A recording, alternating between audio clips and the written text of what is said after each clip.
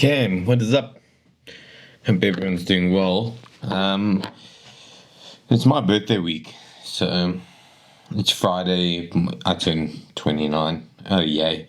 Very excited for that. And one thing I wanted to do this week, and it just feels like it never worked out, is just get these out daily and just have 5 good days of, doing this and just, I don't know, it just makes you feel good once you do these things and you've kind of put yourself in a good standing. And when I say whatever goes wrong just went wrong, and that's what ended up happening. I recorded day one very easily, enjoyed it. It was actually like 30 minutes. I kind of said the same stuff that I said now. Then basically had to do some work stuff. So I did the work stuff, then came back to edit this to post on Monday. But that didn't end up happening. Then Tuesday comes, record Tuesday. Because I have so many memory cards, I lost Monday. So I couldn't find Monday on Tuesday. And then Tuesday, when I'm recording, I realized the audio cuts out like halfway. So on Tuesday, I was like, oh no, I'll post both of them and we'll be back on track. And like I said, lost the audio. And then last night I had the opportunity, to be honest, to re-record them.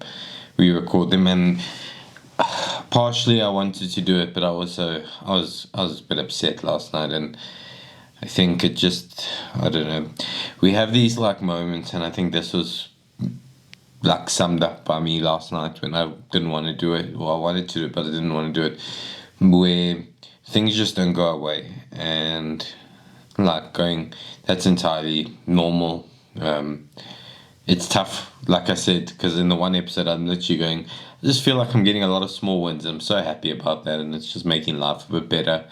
And then I get a couple inconveniences, and then I'm like, well, why is my life now like this? It's like, it sounds so dramatic, but I think we all are very guilty of it. Is we have a couple of things go away, and we're enjoying the ride, and then couple of things that probably maybe meant a bit more to you than the wins, we would say, don't go right, and then you all of a sudden you're in this downward spiral. And for me, how I act out is because I'm self-aware enough to know when I should be doing something.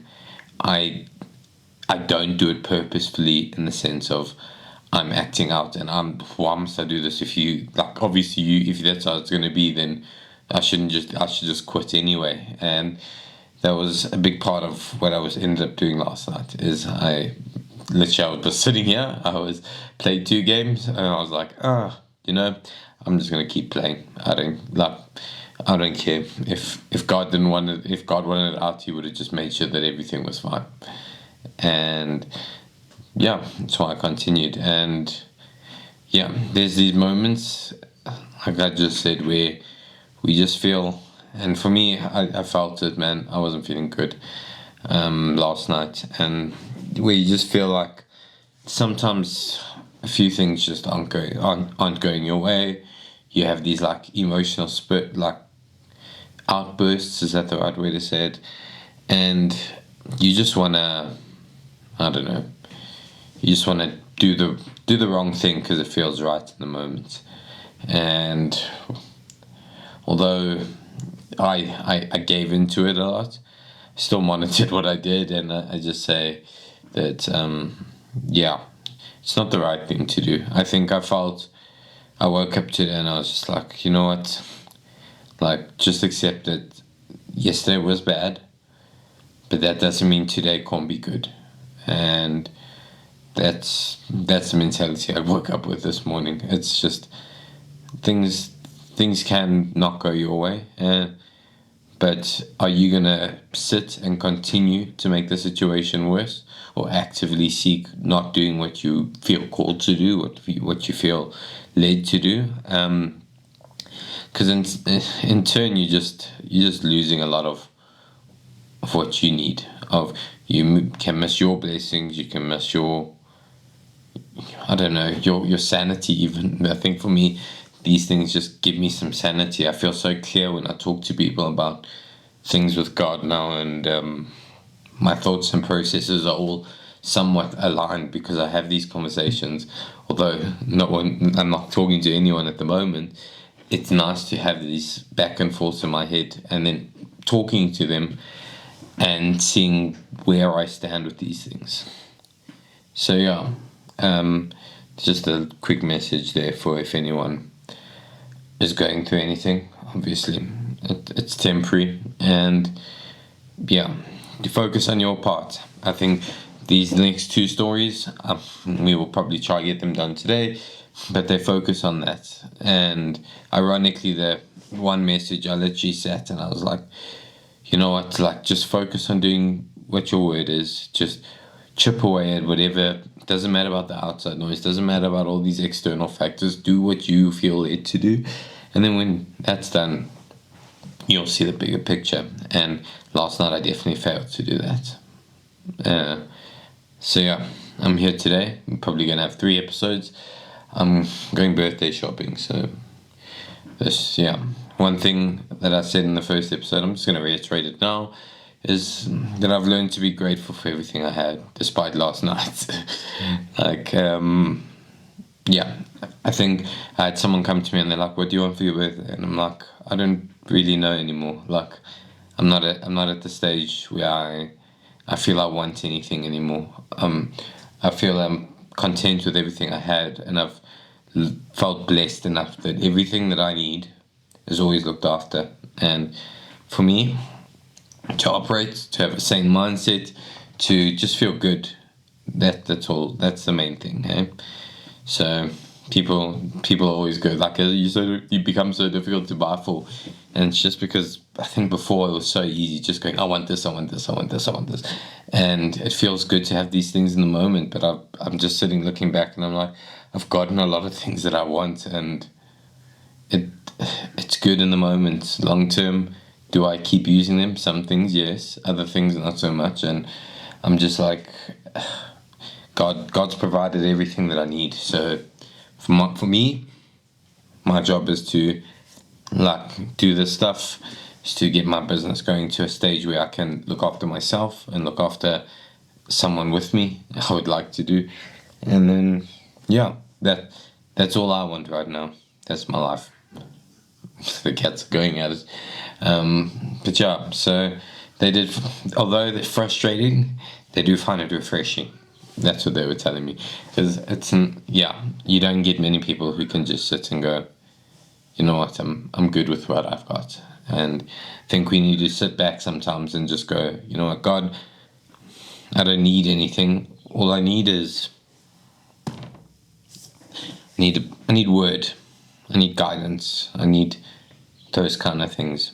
These physical things, although feel good, although can have a great purpose, it's not the be all and end all of whether or not my happiness is. Sure, they're going at it. So let's get going. I'm gonna do this quickly, and then we'll take it from there. So today, guys, which should be Monday, I'll have you know, it's Genesis 21, and then 8 to 21.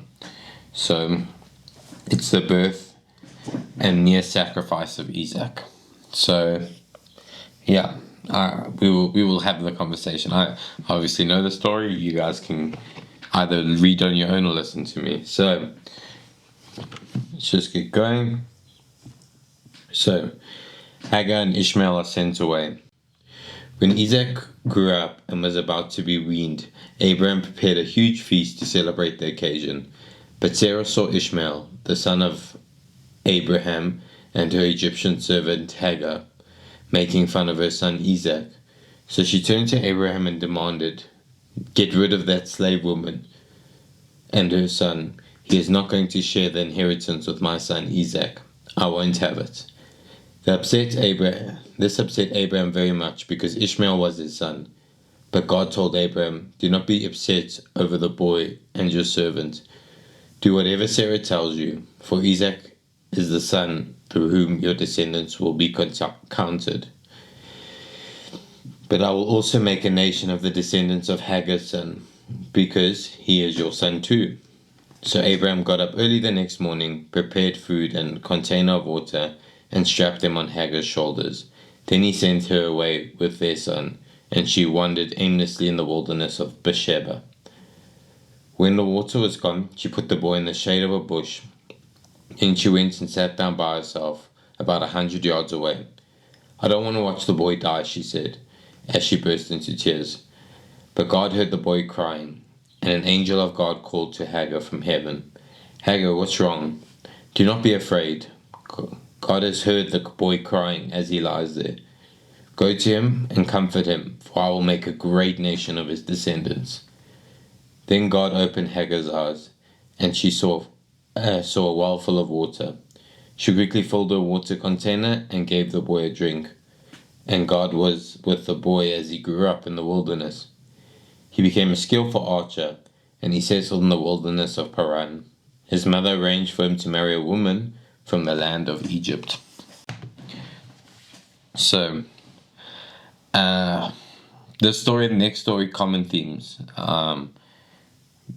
The next story, is 22, 1-9, and that's Abraham's faith was tested. And I will touch more on both the themes when we get there, but for this, it's tough. One thing you can never, you can never doubt with Abraham is this man was loyal and committed, man. I mean, sure, I would argue this probably warms us up to what he ends up being tested for later. So it wasn't even like in his next test. It's not a big change in what we're seeing here. The difference here is that he kind of went through with it, and you'll know when we speak about it. But literally, it's quite insane to think that he just had to give up his child, and it's sad, but as God says, is that he'll.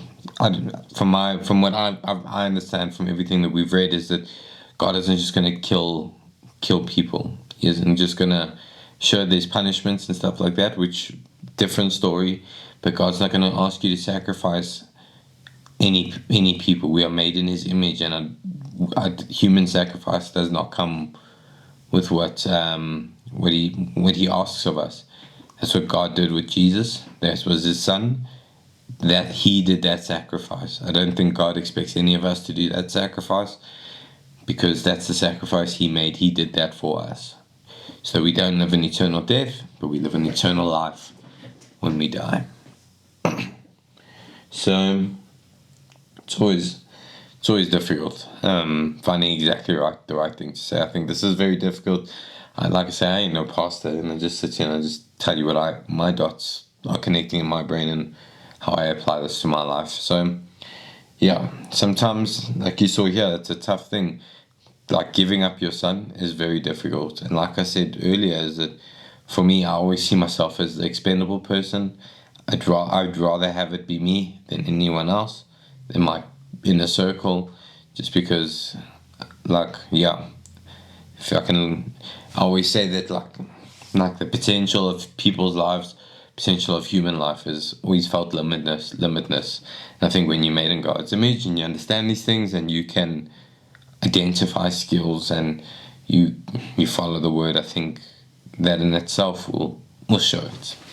So let's go. So 21, we can go verse 7 and 18. So after repeated promises, we started at 8, so we're only here. What happened to Ishmael, and who are his descendants? Ishmael became the ancestor of a large tribal nation, the Ishmaelites, that were nomads living in the wilderness of Paran, south of Israel. One of Ishmael's daughters married Esau, Ishmael's nephew, in 28.9. Then the Bible pictures the Ishmaelites as hostile to Israel and to God. So here we see, for me, is Ishmael obviously gets abandoned. I'd imagine in his upbringing, he is told that God saves him and looks after him and stuff like that. And it's just tough in the sense of, obviously, God told Abraham to follow Sarah's instructions, and it just looks at there's two paths that you can always take, and there's always two ways you can see things. You can see it half empty in the sense of God took you away from a leader, a follower, someone who's obviously been promised a lot of things, and probably it's a, let's call it a safety net. Or you can see it as God saved him from being abandoned, from being left in a tree. He would have died if things were going to continue the way they were going. So God ended up saving him and saving his mother, and he gave them the promise that he promised Abraham in the beginning. He allowed them to build this nation and have all these descendants, and that's why, like I say, it's half empty, half full. What way are you going to look at it here? And in this part in particular, we just look at that God's plan was obviously that needed to happen in order for him to receive the benefits. Did he make the most of the benefits? You'd argue yes, in some senses he did. He was able to create a nation, create a few descendants, but then you can also say that he didn't, because he ended up being hostile to both Israel and God's people. So yeah, like there's always two paths. You can choose your path by any stretch of the imagination.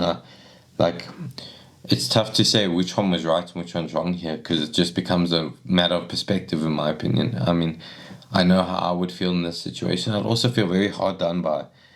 But then I sit back now and I've taken time to understand why God asks certain things, what is expected of us, and the rewards that we get afterwards. It's not like we always say, no one promises an easy life when you're a Christian. We literally just promise that you need to follow the word and you'll be rewarded. That's it. If the life was easy, if everyone didn't have free will, I promise you, it wouldn't be worth what you're getting afterwards. You wouldn't be sick. No, not that you wouldn't be worth it, but it just wouldn't be the same. I mean, I always say, and you've probably heard me say it before, you have to have something invested in order to really appreciate what you've got. It's very easy to get given something and not appreciate it because you didn't have to sacrifice anything. And this is kind of what God asks of us, is to love him. And in doing so, that's why we've got free will. That's why we've got all these things that people, you would argue, abuse, people take advantage of, people maybe flat out just ignore it and don't see it the way that we see it. And that's just how it is. But here's day one. I'm going to try to get all 3 days done today. Like we say, we don't let a setback always determine the rest of the path. I think as Christians or as people, we're allowed to slip up. We're not perfect. We're not this, like, sure, we're made in God's image, but we're not made in this way that, like, we can just do everything and we don't need guidance. We don't get setbacks. We don't, like, all these things are, I feel, part of the journey. And yeah, as soon as you're aware of things like this, always pay attention to it. I had a conversation with a person at the gym because I basically explained to her our loop and how your loop in Christianity works, how your loop with the relationship with God works. And essentially, like I told her, once you have the knowledge of how that works, you now always sat with this awareness of, like, I need to fix it, or it's just going to get worse. And if it gets worse, then that doesn't benefit anyone. And that's what she said. It's interesting to hear, but it was also refreshing, because now she's in a position now where she is able to identify, I'm going down in my loop, my relationship stagnated and now starting to dip. Am I going to let it go down to the bottom, or am I just going to let it be a little hiccup? Because once you're aware of that, you have the ability now to decide how big that loop is. And if you want it to be big, that's fine. It's your relationship. you're your own person. But if you want to obviously limit it and you want to keep growing and pursuing God and things like that, then we can you fix it and you keep going up.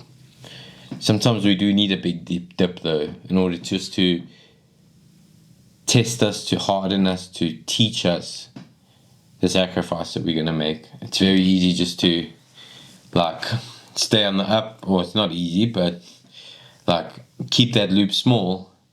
And sometimes I would argue you end up lacking experience, you end up lacking the knowledge that will probably take you to that next step.